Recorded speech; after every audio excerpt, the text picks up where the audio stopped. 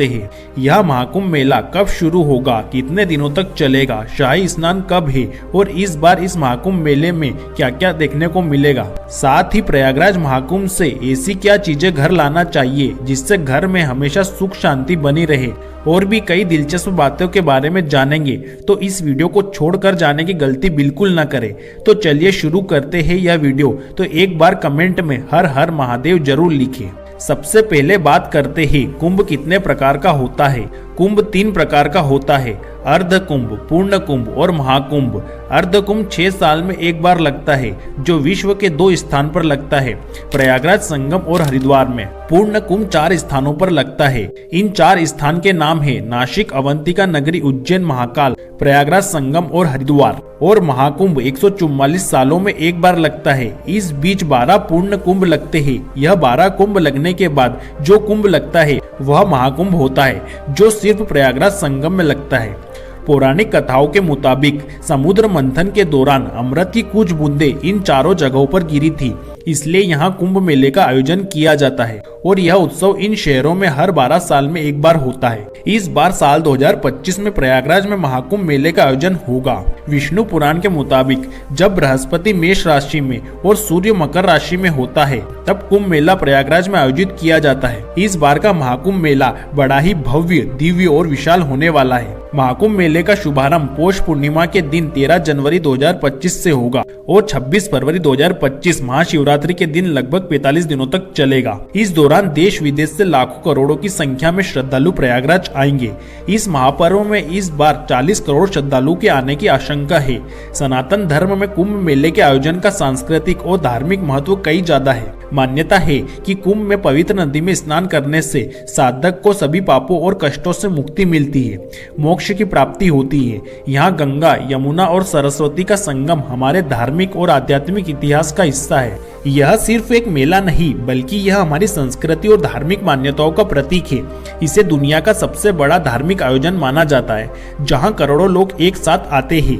कुंभ मेले के दौरान अनेक समारोह आयोजित होते हैं। हाथी, घोड़े और रथों पर अखाड़ों का पारंपरिक जुलूस, जिसे पेशवाई कहा जाता है, शाही स्नान के दौरान चमचमाती तलवारें और नागा साधुओं की रस्में तथा अनेक अन्य सांस्कृतिक गतिविधियां जो लाखों तीर्थयात्रियों को कुंभ मेले में भाग लेने के लिए आकर्षित करती है।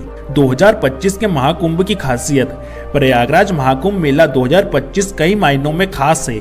इस बार सरकार ने मेले को और भी भव्य और सुविधाजनक बनाने के लिए नई तकनीक और इंफ्रास्ट्रक्चर का इस्तेमाल किया है।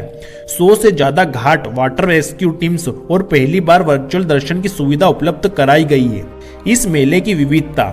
महाकुंभ मेला सिर्फ धर्म का नहीं बल्कि कला, संगीत और विविधता का भी उत्सव है। यहाँ आपको देश विदेश के पर्यटक, कलाकार और साधु संत मिलेंगे। साथ ही प्रयागराज की मशहूर जलेबी और कचौड़ी का स्वाद लेना ना भूले। शाही स्नान की तिथियां। महाकुंभ में शाही स्नान का विशेष महत्व होता है। इस दौरान लाखों करोड़ों श्रद्धालु पवित्र नदी में स्नान करने के लिए जुटते हैं। शाही स्नान की तिथियां पंचांग को देखकर निर्धारित किया जाता है। इस साल प्रयागराज के त्रिवेणी संगम नदी में कुल 6 शाही स्नान की तिथियां हैं। शाही स्नान का महत्व।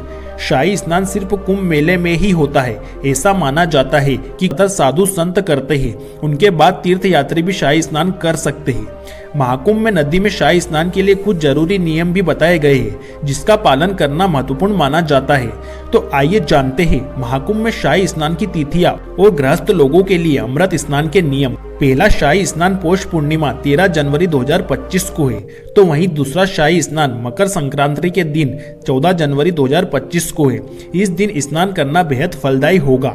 तीसरा शाही स्नान मौनी अमावस्या के दिन 29 जनवरी 2025 को है। इस दिन मौन रहकर स्नान करने से मानसिक शांति मिलती है, साथ ही मोक्ष भी मिलता है। संगम पर इस दिन श्रद्धालुओं की सबसे ज्यादा भीड़ होती है। चौथा शाही स्नान बसंत पंचमी के दिन 3 फरवरी 2025 को है। यह संगम में स्नान करने से मन शांत रहता है और जीवन में शांति की प्राप्ति होती है। वहीं आखिरी शाही स्नान महाशिवरात्रि पर्व 26 फरवरी 2025 को है। यह दिन तो भोलेनाथ के भक्तों के लिए बहुत खास होता है। इस दिन स्नान करने से भगवान शिव की कृपा बनी रहती है और साथ ही जीवन में सकारात्मक ऊर्जा की प्राप्ति भी होती है। शाही स्नान के नियम। महाकुंभ में साधु संतों का विशेष स्थान है, इसलिए शाही स्नान में साधु संतों के स्नान करने के बाद ही गृहस्थ लोगों को गंगा नदी में स्नान करना चाहिए।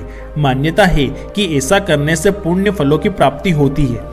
संगम स्नान के बाद सूर्य देव को जल अर्घ्य देना चाहिए और उनका आशीर्वाद भी लेना चाहिए। सूर्य की आराधना करने से जीवन में मान सम्मान हमेशा बना रहता है और जीवन खुशहाल रहता है। संगम में स्नान करने से पहले गृहस्थ लोगों को इस बात का भी ध्यान रखना चाहिए कि मन के मुताबिक डुबकी न लगाए, बल्कि विवाहित लोगों को महाकुंभ में कम से कम 5 बार डुबकी लगानी चाहिए। शास्त्रों को अन्न और भोजन का दान भी कर सकते हैं। प्रयागराज महाकुंभ कैसे पहुंचे? प्रयागराज भारत के प्रमुख शहरों से जुड़ा हुआ है। आप यहाँ किसी भी बड़े रेलवे स्टेशन से आसानी से पहुंच सकते हैं। आप यहाँ प्लेन से भी पहुंच सकते हैं। प्रयागराज का बमरोली एयरपोर्ट निकटतम है। इसके अलावा आप सड़क मार्ग से भी प्रयागराज पहुंच सकते हैं। जैसे आप दिल्ली, वाराणसी, लखनऊ जैसे शहरों से बस या कैब लेकर यहाँ पहुंच सकते हैं। प्रयागराज महाकुंभ 2025 में रुकने की जगह। अगर आप दूर से आ रहे हैं तो पहले से यहाँ पर मौजूद सस्ते होटल और आश्रम को ऑनलाइन बुक कर सकते हैं। अगर आप संगम स्थल पर रुकना चाहते हैं तो बता दें कि आप इसके लिए यहाँ पर स्थित रेन बसेरा में रुक सकते हैं। रेन बसेरा पूरी तरह से मुफ्त है। यहाँ रुकने के लिए आप केवल मोबाइल नंबर लिखवाकर रुक सकते हैं। इसके अलावा महाकुंभ मेले में घूमने और स्नान करने के लिए अगर आप दूर दराज क्षेत्र से आ रहे हैं तो आप पश्चिम तट पर स्थित दरागंज क्षेत्र में स्थित आश्रम और धर्मशाला में रुक सकते हैं। रामकृष्ण मिशन, जूसी और आनंद भवन जैसे स्थानों पर धर्मशालाएं मिलती है। यह जगह आपके बजट में मिल जाएंगे। प्रयागराज में संगम की रेत पर टेंट सिटी आकार ले चुकी है। 1 लाख से ज्यादा टेंट लगाए गए हैं, जिनमें सामान्य से लेकर लग्जरी टेंट भी है। इनकी क्षमता 10 लाख से ज्यादा श्रद्धालुओं की है। इस बार महाकुंभ मेले में टेंट सिटी बसाने में 68 लाख बल्लियां लगी है। यहाँ हर बजट के लिए व्यवस्था है, जैसे डॉर्मेट्री, डिलक्स टेंट्स और लग्जरी विला। यहाँ एडवांस बुकिंग करने की सलाह दी जाती है क्योंकि यहाँ हमेशा भीड़ रहती है। अगर आप थोड़ा महंगा और आरामदायक विकल्प चाहते हैं तो यहाँ कई स्टार होटल भी उपलब्ध है। महाकुंभ में भोजन कहाँ करें? वैसे तो यहाँ कई भंडारे चलते हैं। भंडारे का शुद्ध सात्विक भोजन बिल्कुल मुफ्त मिलता है। इसके अलावा स्ट्रीट फूड में कचौड़ी, सब्जी, जलेबी, चाट और गुड़ की मिठाई जैसे व्यंजन मिलते हैं। अगर आप बाहर खाना चाहते हैं तो यहाँ कई अच्छे रेस्टोरेंट हैं जो उत्तर भारतीय भोजन के लिए प्रसिद्ध है। पर्यटन स्थल। महाकुंभ के अलावा भी प्रयागराज में घूमने के लिए कई जगह है, जैसे आनंद भवन, पंडित नेहरू का घर जिसे अब संग्रहालय बना दिया गया है, अल्फ्रेड पार्क, यह एक ऐतिहासिक स्थल है, और लेटे हुए हनुमान जी का मंदिर भी प्रसिद्ध है। महाकुंभ के दौरान ध्यान देने वाली बातें, जैसे हमेशा अपने दस्तावेज जैसे पहचान पत्र और होटल बुकिंग की कॉपी साथ रखें। भीड़ में सावधान रहे और अपने बच्चों का ध्यान रखें। संगम में स्नान करते समय सुरक्षा नियमों का पालन करें। एडवांस बुकिंग कराना ना भूलें। महाकुंभ मेले से ये चीजें घर जरूर लाए, जैसे संगम की मिट्टी घर जरूर लाए। यह बहुत पवित्र मानी जाती है। इसे पूजा स्थल पर और घर के मुख्य द्वार पर रखने से घर में सकारात्मक ऊर्जा का संचार होता है। महाकुंभ मेले से शिवलिंग घर लाना भी अत्यंत शुभ और फलदायी माना जाता है। साथ ही महाकुंभ मेले से गंगा जल लाना मत भूलना। महाकुंभ मेले से तुलसी भी घर ला सकते हैं। तुलसी को घर में रखने से गरीबी दूर होती है और आर्थिक स्थिति अच्छी होती है। साथ ही ध्यान रखें, तुलसी को सुबह जल अर्पित करें और शाम के समय दिया जरूर लगाएं। तो दोस्तों, प्रयागराज महाकुंभ मेला 2025 सिर्फ एक मेला नहीं, बल्कि यह एक यात्रा है आत्मा से परमात्मा तक की। अगर आप भी इस अद्भुत आयोजन का हिस्सा बनना चाहते हैं तो अपनी तैयारी अभी से शुरू कर दीजिए। अगर आपको यह वीडियो अच्छा लगा हो तो इसे लाइक करें, शेयर करें, सब्सक्राइब करना ना भूलें। जल्द ही मिलेंगे एक और नए और रोचक वीडियो के साथ। तब तक के लिए जय हिंद।